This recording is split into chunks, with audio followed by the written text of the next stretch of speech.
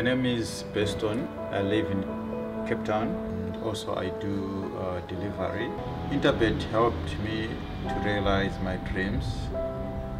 Now I have my own delivery vehicle and I'm able to do the removal in and around Cape Town.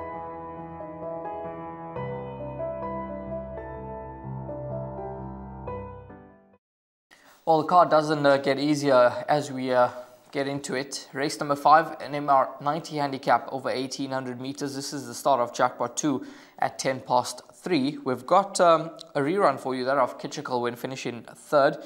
And then we've got interviews with Gart Puller, Sipa Sisleshlengwa, Duncan House and MJ Ordendal. Coming inside the 300, Boundless Bash now moves up towards the inside. Cherokee Trails looking for a way through. Kitchikal's on the outside. Adabar down the inside. Aurora Storm. Adabar's hanging tough. Aurora Storm. Cherokee Trail. Kitchikal's getting going late on the outside. Adabar, they hit the line. Adabar just maybe from Kitchikal. It's close. Adabar. Etiquette, yes, he's been a soldier. He's doing well. He always runs a good race. I think he's in a good place at the moment, and I'm hoping that he can be in the quartet. Kitchikal, obviously, he's a very smart sort of horse. He has had 2 comeback runs since a bit of a break, and he was running on very strongly over a mile last time out. A lot depends on what sort of pace they go in races, because he does tend to want to over-race in races.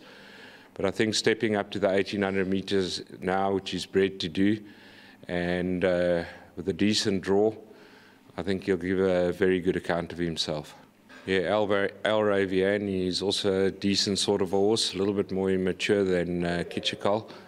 But it's not always the ideal to run 2 horses of this nature in the same race, but unfortunately where they rate it, I have to do it. I think he's a horse that can race handy in a race like this, and he's obviously got a bit of ability, and he can definitely also run into the first 4. Yeah, he's a very smart horse. He's maturing very well. You know, he's run twice over a mile, and he rode quite well. Admittedly, last time, the last 100, he came up for a bit of air, but he needed that run, and he's come on a couple of lengths from that, and it'll be great to gauge it against what I think is a very competitive field, you know. Uncle Brown picked him, and he was a little picking in, and it's the only reason why we could afford him, so we had to wait a little bit. But certainly, I think a horse with a lot of scope and a horse that's on the up and improving. African Dusk, a young horse, he's coming on. I think the distance is more suitable this time, and yeah, I'm hoping he can run a nice race. I was a bit disappointed in his last run. Yeah, it's very competitive, this event.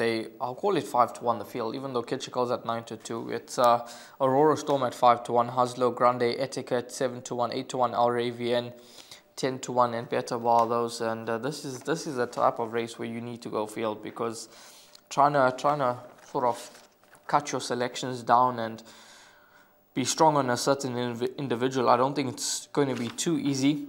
But let's start with Kitchikal, because he's obviously quite a talented son of Master My Fate. His last 2 starts have been quite pleasing.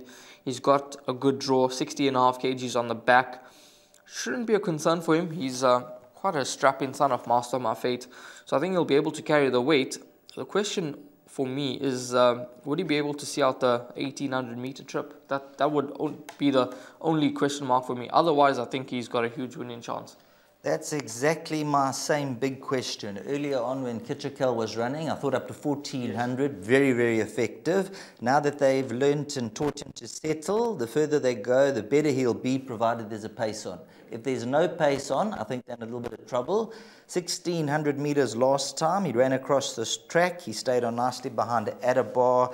And when you look at the form lines, you've got the Adabar form line, the New Stream, you've got Paris Park in there. So I do think that it is a more open race than it looks at first appeal, because I thought number 2, Kitchikal from the draw, would be very tough to beat. But then you throw in a horse like number 1, Etiquette, and you can go through 1 or 2 others. Number 11, Aurora Storm, under a half a length behind Adabar last time out. So I must agree, race number 5, more than what meets our first time out. Yeah, absolutely. Number 4, Paris Pike, he's a horse that's unbeaten over the trip, and he could maybe offer some value in the race. 14 to 1 into 12 to 1.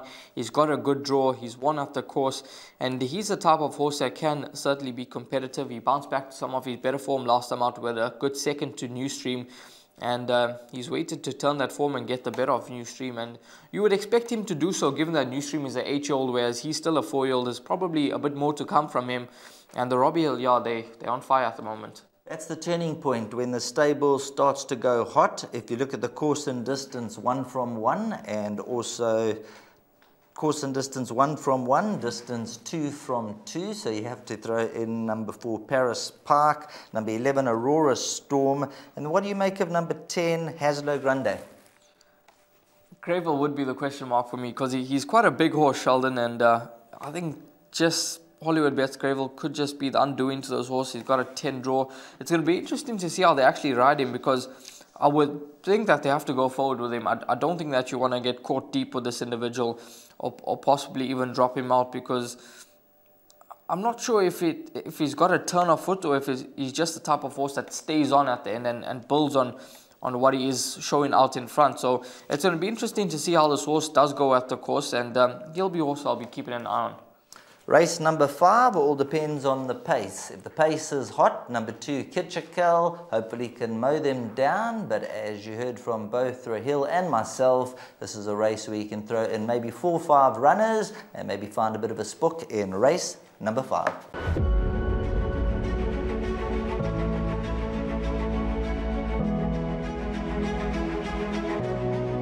It's good fun. Days like these are great. You get the whole industry together. And to have, companies and corporations like Interbet and Cape Racing who are so generous with sort of time and energy into making a day like this possible is it's fantastic for everyone.